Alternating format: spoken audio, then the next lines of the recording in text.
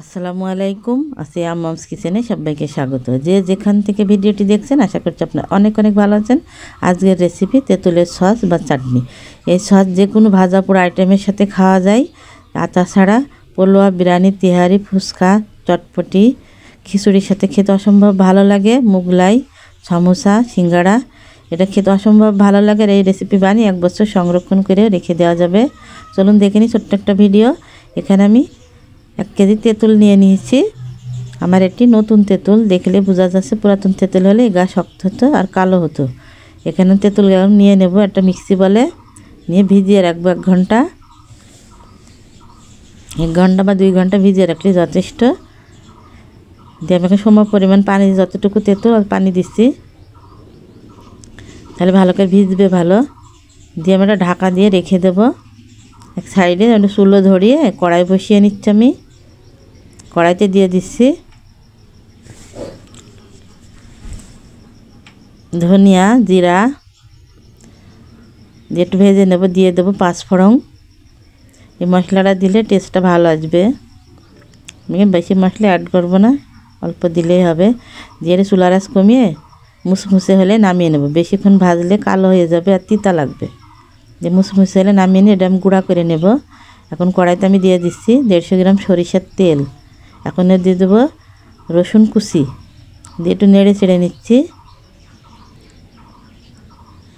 এখন দিয়েছি যে তেজপাতা মাঝখান দিয়ে কেটে দিলাম। এখন দিয়ে দিচ্ছি এলাচ, দারচিনি, সাদা এলাচ, কালো এলাচ দুইটাই দিয়েছি। এখন দিয়ে দিচ্ছি 5 ফোড়ন। 5 ফোড়ন দিয়ে এখন আদা রসুনের পেস্ট দেব। দিয়ে একটু নেড়ে চেড়ে মিশিয়ে কষিয়ে নিয়ে এখন আমি দিয়ে দেবো ভিজিয়ে রাখা সে তেঁতুল।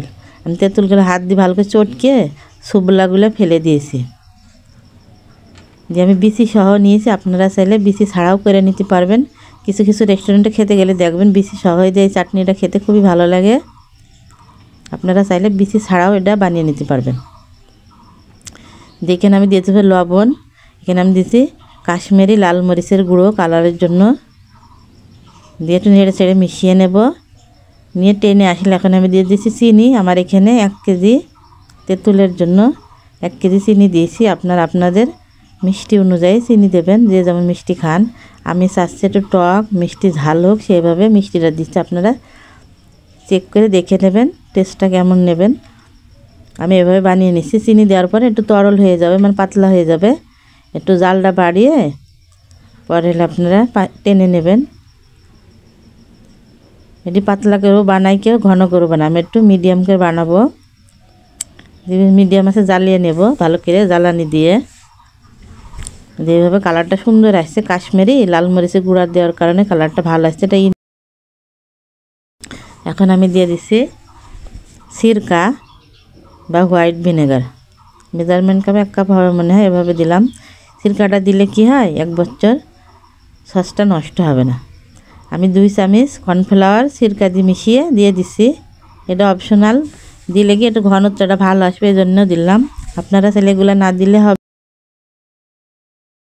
দিলে হবে কিন্তু ভাজা সেই মশলাগুলো এখন আমি দিয়ে দিচ্ছি। নামানোর আগে মশলাটা দিলে ঘ্রাণটা ভালো আসবে, খেতে ভালো লাগবে। কি যে সেন্ট বেড়াচ্ছে এখন আমি দিয়ে দিচ্ছি চিলি পাউডার। শুকনো মরিচ ভাইজে গুঁড়ো করে রেখে দিয়ে দিচ্ছি।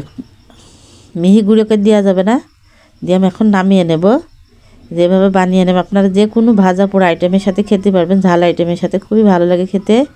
ফুচকা, চটপটি, সিঙ্গাড়া, চপ, যে কোনো ভাজা পোড়া, বেগুনি চপের সাথে খেতে পারবেন। পেঁয়াজের সাথে রমজান মাসের জন্য খেতে তো খুবই ভালো লাগবে। ইফতারের টেবিলে ভাজা পোড়ার সাথে খেতে। যখন নামিয়ে নিলে রেডি। ভিডিওটি কেমন লাগলো কমেন্ট করে জানাবেন। ভালো লাগলে সাবস্ক্রাইব করতে ভুলবেন না। ভালো থাকবেন সবাই, সবার জন্য দোয়া করবেন।